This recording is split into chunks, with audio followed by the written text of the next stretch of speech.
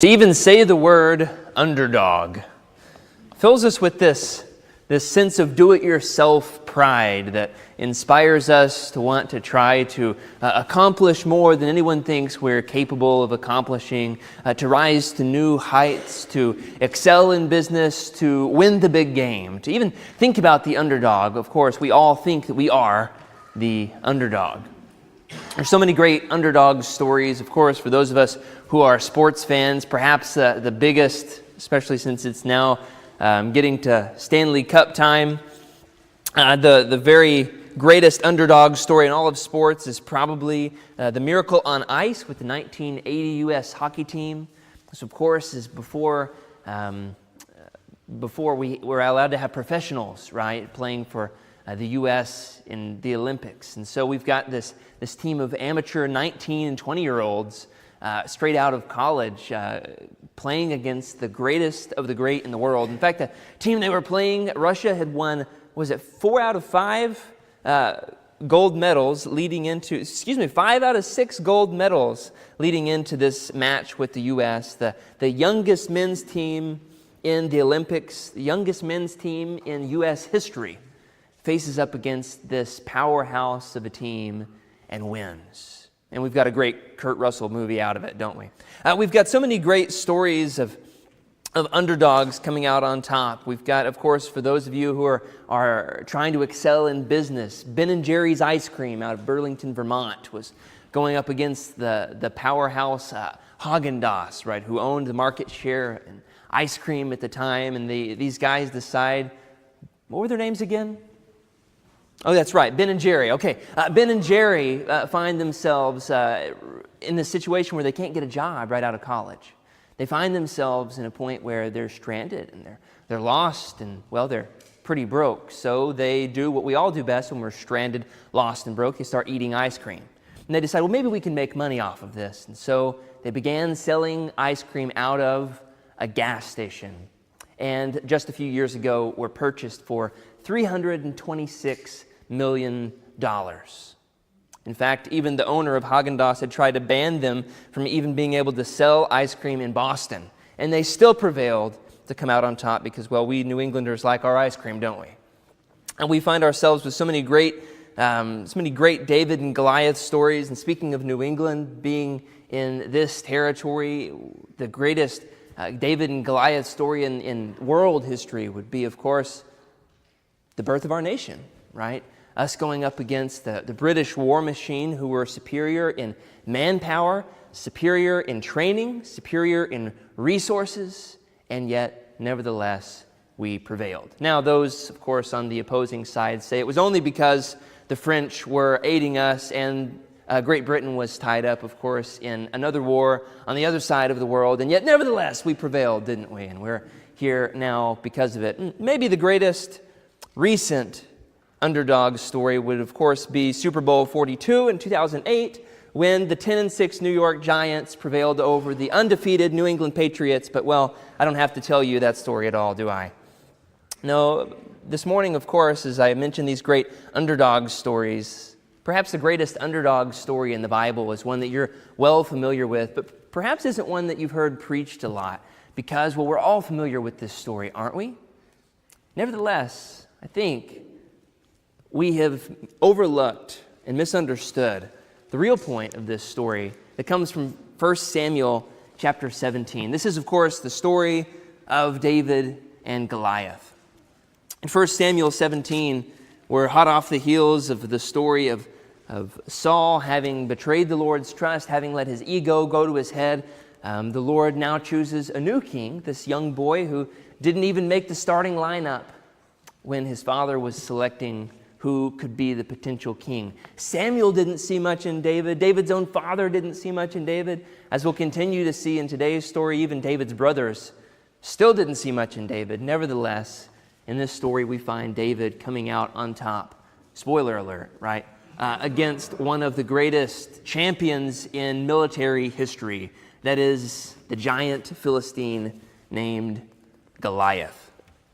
Now, Philistia has been a thorn in the side of Israel for a long time leading up to this point. And as of the reign of David, leading into Saul and David's kingships, we've got Philistia really as this major military powerhouse because they have pioneered production of iron. They have, of course, pioneered the production of like their military hardware, in particular iron chariots, iron weaponry. Not only do they seem to have a size advantage as they're breeding guys like Goliath, but they're also, they've got the resources that they need. They're also known throughout world history to be pretty brutal. This is a people group who they're known almost exclusively for their warfare. As we get into the story of what's going on here, this isn't just the story of a young boy who's under-equipped in his weaponry. This is a story really about two nations at opposite sides in a decades-long conflict. And this is where we find ourselves this morning, on both sides of the valley of Elah, in 1 Samuel 17. Now, if you turn in your Bibles to 1 Samuel 17, you'll notice that 1 Samuel 17 is quite long. So I'm not going to read word for word from this particular text this morning, but I will read key points. As we turn to 1 Samuel 17, look at the story of David and Goliath this morning. Of course, we know that this is a story about the little guy triumphing against the giant. But unfortunately, in our world today, we use this mostly in the context of sports. Brothers and sisters, we are tragically missing the point of this story if we reserve it only for when the underdog comes out on top in some kind of a massive championship game and the players rush the field. That might be a fine usage, a fine reference of David and Goliath. Anytime we can have an excuse to mention Scripture around people whose most religious activity is watching sports, right? That's a good thing, so I'm not trying to besmirch it. But the story of David and Goliath isn't about sports at all. In fact, it's a story all about the reputation of God. It's about a man whose faith is so great that he can say, even though I'm underpowered, I know that God is able. It's about a young man who's under-equipped, who's under-trained, and yet who believes that God is greater than this bozo. So 1 Samuel 17, where we are in this particular text, as we get the Philistines and the Israelites encamped on two mountains surrounding a valley where this valley is going to take place. In fact, you can still visit this valley today. Something humorous is so many tourists go to the valley of Elah so that they can choose stones, right, that David chooses off the bank of the river. But so many tourists have come through at this point that they're fresh out of stones. And so every night, in the middle of the night, the recreation department brings in huge truckloads of stones from another portion in the area so that if you do go visit the site, you can still get your David stone, but unfortunately, it's not quite authentic. But the point of this story, of course, is we are encamped at this point in history in a very real place. You can go visit, even if there's a little bit of deception involved. The point is that this, as real as it is, also has something a little odd in it, doesn't it?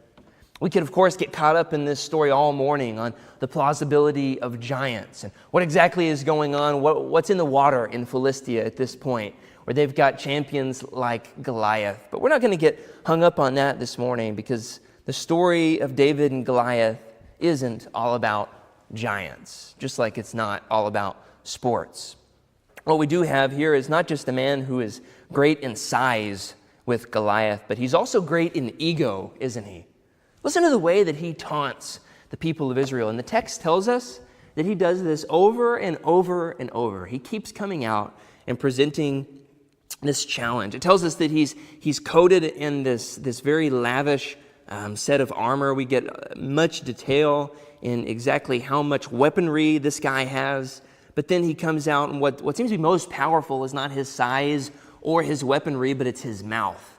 Because through the simple power of talking a big talk, he has limited the power of Israel's army and stopped them in their tracks. This is what Goliath says, 1 Samuel 17, beginning in verse 8. He stood and shouted to the ranks of Israel, "Why have you come up to draw up for battle?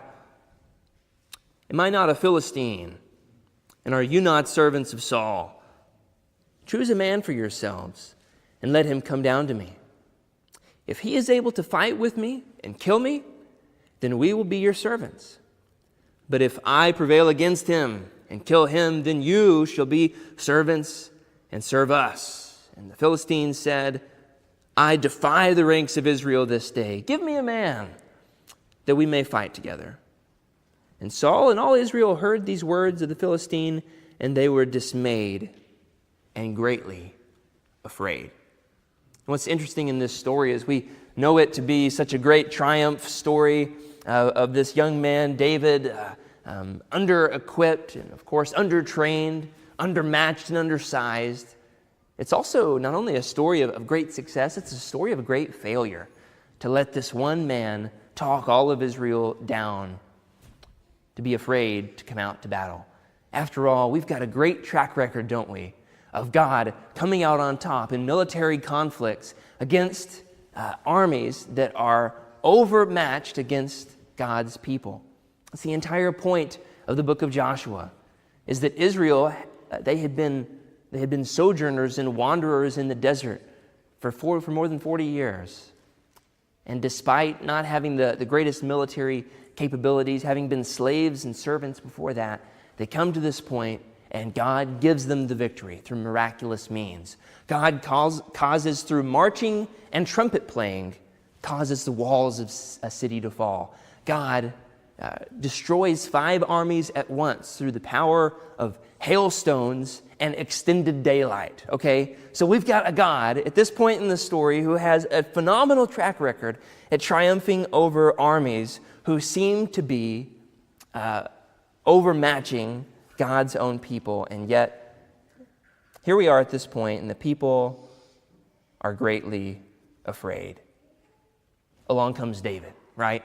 David the Ephraimite, who we have discovered in the previous story, who was selected by God through the hand of Samuel.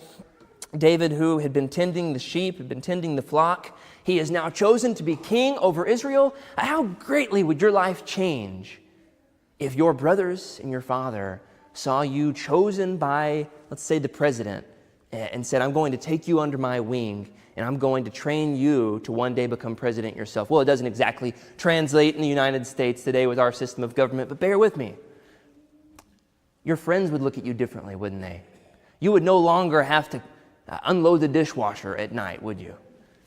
But at this point in the story, even though David has been anointed as king of Israel, he's still tending the flock. Seemingly, his dad and his brothers are a little surprised and disoriented at what is going on in the life of this young man. And so they just do what they do best, which is business as usual. Let's just carry on. Regardless of what we've just experienced, David, it's still your shift to watch the sheep. And so we've got David at this point in the story with his 3 older brothers participating in Saul's army. David is doing messenger duty. He's going back and forth, bringing food, bringing messages. We've got David going back and forth, tending to his brothers and also tending to the sheep. David is traveling, and in the midst of this back and forth of just simply being a messenger, a go-between, David hears this taunt. And what's so interesting about this is it's so similar to what we have God doing throughout Israel's history. Back in Exodus chapter 2, God heard the cries of the people of Israel, and God responded. Scripture tells us that David was a man after God's own heart, and I think it's because of moments like this. David, who emulates the qualities of God. David, who is offended by what God is offended by. David, who cares less about his own ego than he does about the reputation of the living God. David hears the taunt, and he responds to it. In this particular story, we get David having traveled to the valley. He hears Goliath coming out once again, talking a big talk. And then we get the men of Israel picking up in verse 25. The men of Israel said, "Have you seen this man who has come up? Surely he has come up to defy Israel, and the king will enrich the man who kills him, and great riches will give to him, and his daughter will make his father's house free in Israel." And David said to the men who stood by him, "What shall be done for the man who kills the Philistine?" And takes away the reproach from Israel, right? He's less worried about the victory and the glory than he is about how bad this is making God's people look, right? He mentions taking away the reproach of Israel. For who is this uncircumcised Philistine that he should defy the armies of the living God? And the people answered him in the same way, so shall it be done to the man who kills him. Interesting, at this point in the story, David, who seems to be picking up on the fact that something needs to be done, that we've got an absolutely horrendous offense taking place, defying not just the great army of Israel, but the army of the living God, right? God's reputation is at stake here. And as David seems to be catching on to what's going on here, we find David's older brother Eliab stepping in to put David in his place. And this is what often happens with us, isn't it? Where we will find someone coming along when we're on to something good, we're about to accomplish something good, even in the kingdom, something for the Lord. And somebody comes in, even someone who seems to be on our side, they might slow us down. They might put us in our place. What we find in this story is Eliab steps up to tell David that the only reason that he has come down is because, he says, the evil in your heart that you have come down to see the battle. The evil in your heart, of course, contrasting to what we had seen in the very previous chapter, where the Lord tells Samuel to stop looking at Eliab and David's other brother's outward appearance, but instead tells him what? That God looks at the heart. This seems to have offended Eliab, because now he's saying, no, David, I know what's really in your heart, and it's just evil. You just want the glory of the battle. And so instead, David carries on. David fights back a little bit in the verbal spar with Eliab, and he continues in this quest to do something about what's going on here. May we take a lesson from the fact that David doesn't allow himself to be discouraged by his brother here, who wants to offend him, wants to tell him to just go back to the sheep, because after all, nobody can deal with this Philistine, much less a little shepherd boy like you.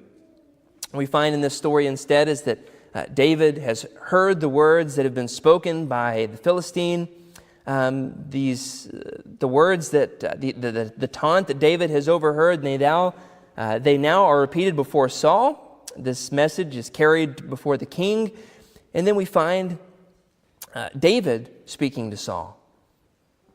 David trying to encourage the king, and he says, don't be discouraged. I know this looks bad, but I can take care of it.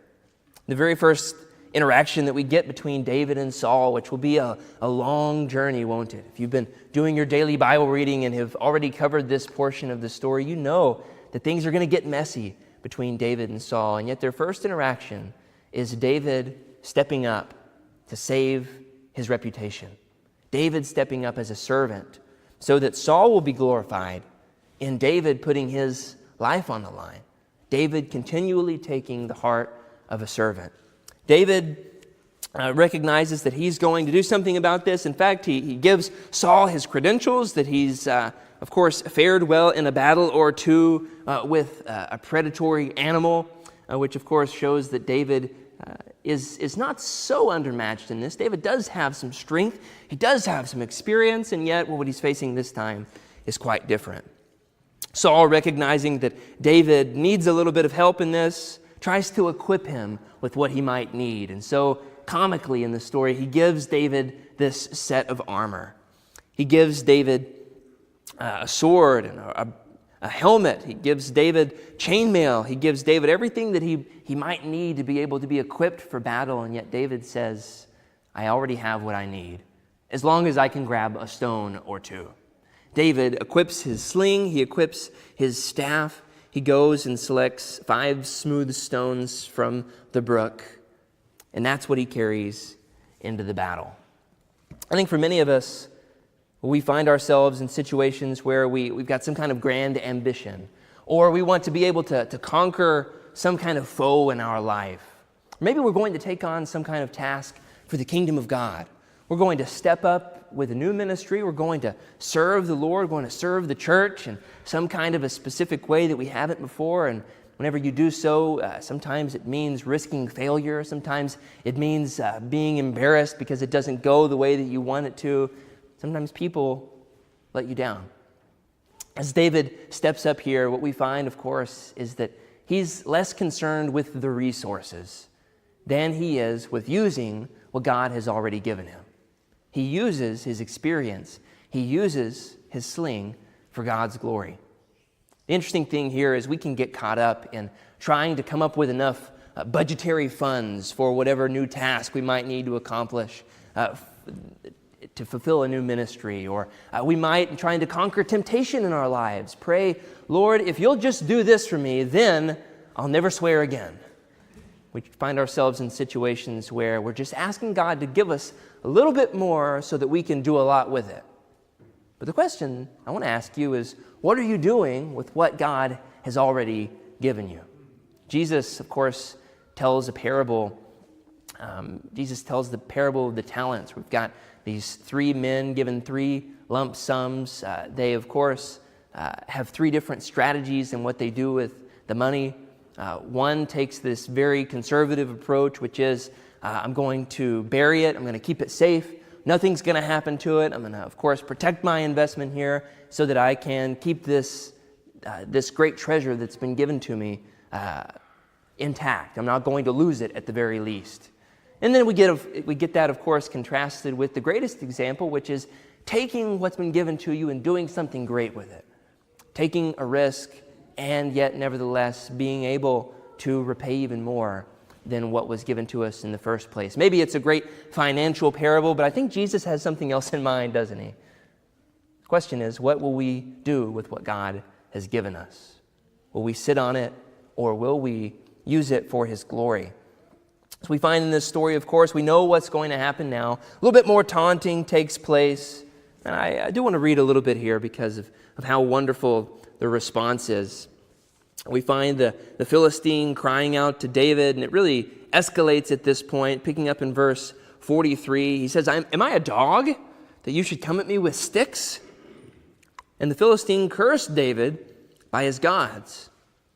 The Philistine said to David, Come to me, and I will give your flesh to your birds of the air and to the beasts of the field. Then David said to the Philistine, You come at me with a sword and with a spear and with a javelin, but I come to you in the name of the Lord of hosts, the God of the armies of Israel, whom you have defied. This day the Lord will deliver you into my hand, and I will strike you down and cut off your head.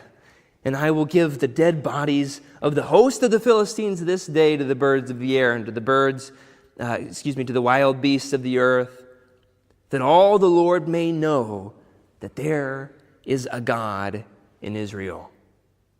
And that all this assembly may know that the Lord saves not with sword and spear. For the battle is the Lord's, and he will give you into our hand. When the Philistines arose and came near to meet David, David ran quickly toward the battle in line to meet the Philistines. David put his hand in the bag, took out a stone, and slung it and struck the Philistine on the forehead. And the stone sank into his forehead, and he fell on his face to the ground. At this point in the story, we've come face to face with the fact that talk was great, but what mattered more in this story was faith, and faith in action. This is the interesting thing, is we can, of course, have faith like David, where we believe that God's reputation is greater than our foes, than those who may want to besmirch him, or even to our own battle with sin and temptation. We may believe that God has the power to triumph over this particular circumstance that we're in. But the question then is, will we take that faith hand in hand with action? Of course, James, on contemplating this subject, will say, well, what is faith if not accompanied by works, if not accompanied by some action? In fact, he'll render it just as dead as this Philistine, worthless entirely. The question this morning, of course, is what is the point of this story? Is it something to inspire us to become great athletes? Is it something to get us to really contemplate and research the plausibility of giants in the ancient Near East? Is it a story where we can get caught up on the legacy of these small stones? Of course, knowing that they were something that was used in the ancient world as a device for ranged warfare, even though he does certainly seem to be undermatched and under-equipped compared to the Philistine. We can get caught up in this story, of course, is these details like David caught up in the oversized armor. We can get caught up even in being inspired by the courage of David, which is certainly exemplary. But maybe this story isn't just a blank check to believe in yourself success, but maybe it's a story about the potential power of faith in action. David stepped up to fight God's battle here, and we all need to be reminded, as we see in Ephesians 6, that we are in the midst of spiritual warfare, and the enemy would have us be lulled into doing nothing but laugh at the jokes whenever the audience laughs along in the television shows, to just be lulled into submission in this great battle, no longer being offended by the things that offend the Almighty. The enemy would have us be lulled into just accepting these pet temptations that we have, our pet sins, and saying, well, that's just the way I am. Nothing I can do about it. The enemy would have us be lulled into surrendering in this battle like the Israelites were starting to do here, cowering in fear at the taunts of the evil one. But instead, what we find in David is he was acutely aware of a battle that the Israelites didn't even know they were fighting. That it wasn't just about swords and spears and taunts, but instead this was a spiritual battle where God's reputation was at stake. Brothers and sisters, we need to wake up to the fact that we're fighting a spiritual warfare, and God has already given us the victory. And God, as He has given us the victory, has equipped us, like David, with what we need to prevail.